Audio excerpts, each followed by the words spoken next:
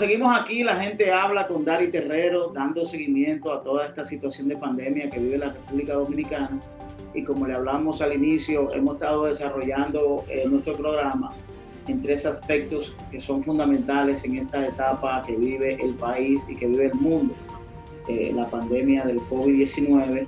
En nuestra primera etapa estuvimos conversando con el doctor Adrián Cuello, quien es un experto en el tema de la pandemia. Luego, en nuestra segunda entrevista, estuvimos hablando con Víctor Fernando Gómez Tejada, quien es uno de los primeros pacientes que ha recibido positivo en COVID-19, que ya está en su hogar recibiendo atenciones ya de manera ambulatoria. Y en esta etapa vamos a hablar con el joven abogado Manuel Bordas. Manuel Bordas es un experto en términos constitucionales, en términos legales, es una persona con la cual queremos abordar lo que compete al tema del llamado de emergencia que aprobó el Congreso Nacional al presidente Danilo Medina, de las implicaciones legales que esto tiene, hasta qué punto esto se puede extender y qué cambia esto el régimen institucional de la República Dominicana. Buenas, mi querido amigo Manuel Bordas. Para mí más que un placer poder compartir estos breves minutos contigo. Y te puedo decir que de entrada este tema es bastante interesante, no solamente para la comunidad legal, sino también para el ciudadano de a pie, porque realmente en el día a día se ven afectados por las medidas que se han tomado. Y te diría que de entrada, para poder entender esta figura, vamos a decir que jurídica y por demás política, de los estados de excepción específicamente, en su modalidad de estado de emergencia, obligatoriamente y de manera muy resumida debemos ver los antecedentes de las mismas. Y sucede que en la antigua Roma existía una figura jurídica y política que se conocía como la dictadura. La dictadura consistía en aquellos momentos extraordinarios, se le otorgaba poderes especiales en persona de un dictador, no como los conocemos hoy día, sino más bien como un defensor de la soberanía e integridad del Estado. Y por un plazo de 6 meses estaba autorizado a defender la nación, a defender al Estado ante catástrofes naturales, ante temas de guerra, de rebelión y demás.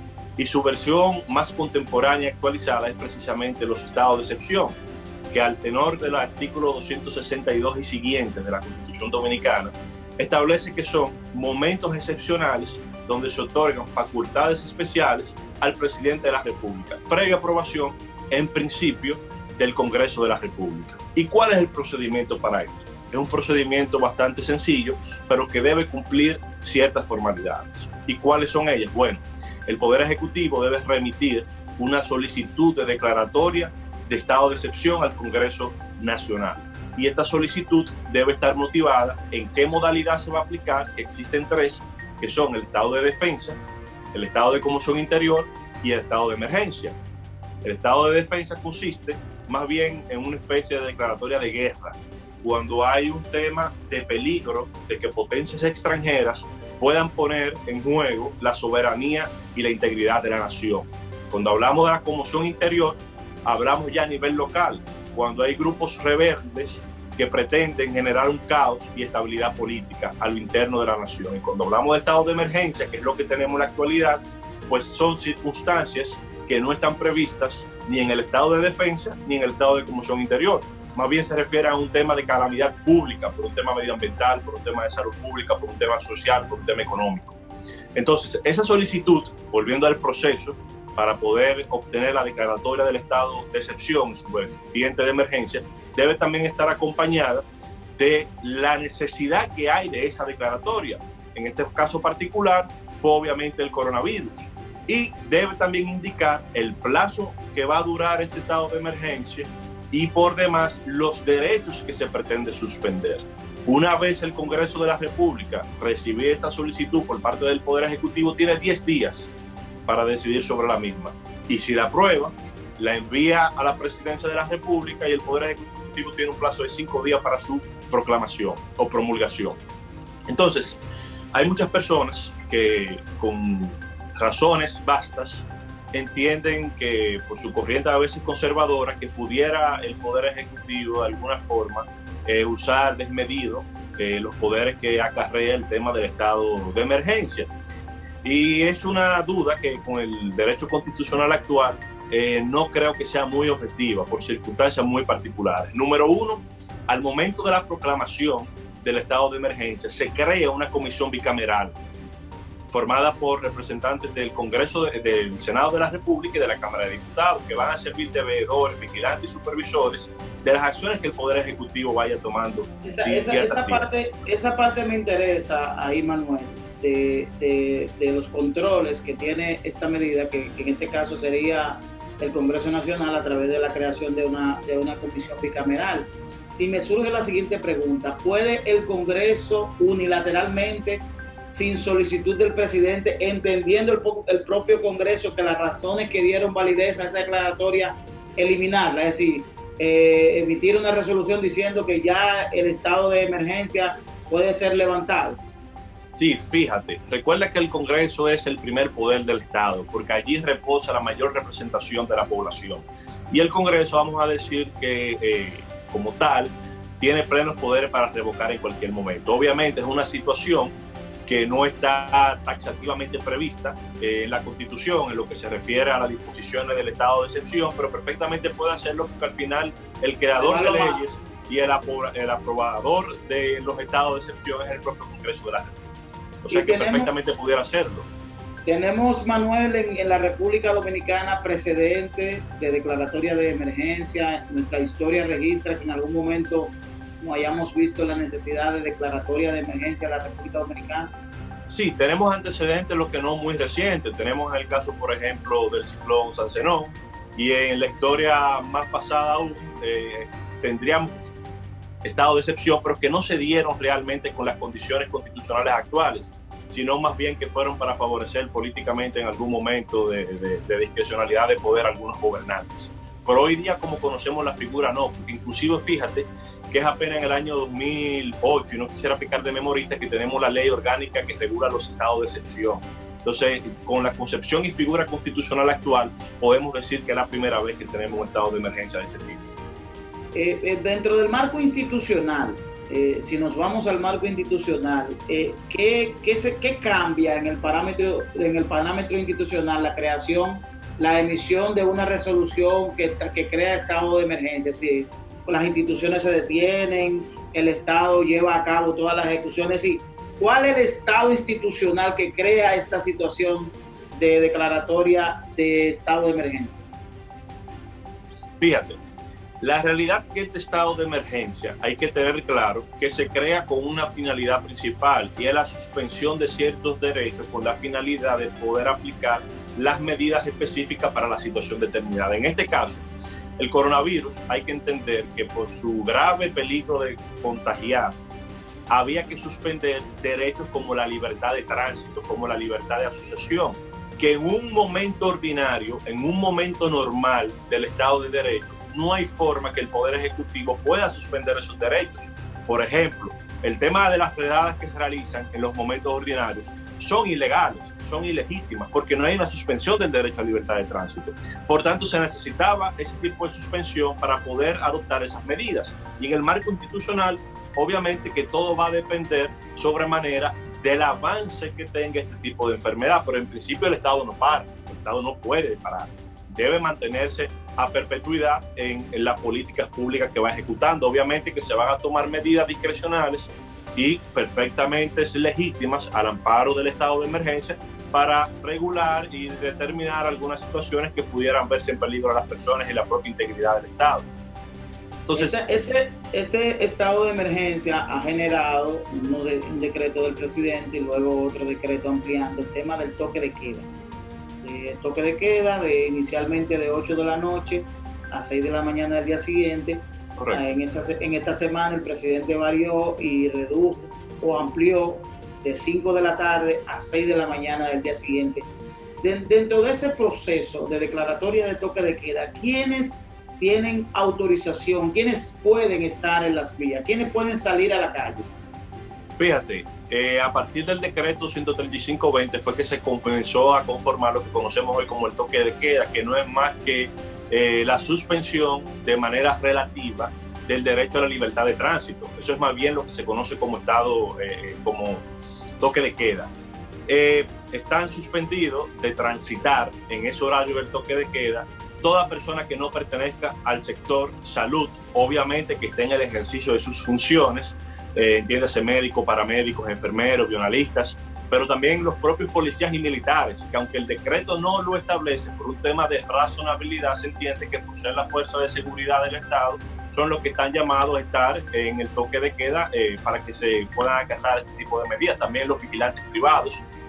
Más recientemente, con el nuevo decreto, también se amplió para incluir a las personas que se dedican al abastecimiento, para personas que se encuentran laborando en ese toque de queda, en ese transcurso de ese horario, obviamente que estén debidamente identificados, y me refiero a personal, por ejemplo, del aeropuerto, a personal de farmacias, a personal de supermercados, personas que se dedican a la transportación de alimentos, de abastecimiento de centros de expendio de comida o de farmacias. Esas son las personas que se encuentran autorizadas en este momento para poder transitar en ese horario. Hemos visto que la policía ha tenido que hacer un esfuerzo extraordinario para llevar a cabo el cumplimiento de esta medida, de este decreto de toque de queda. Y hemos visto también, valga redundar, personas que han tenido que ser detenidas, una que otra de manera deliberada, otra por ignorancia.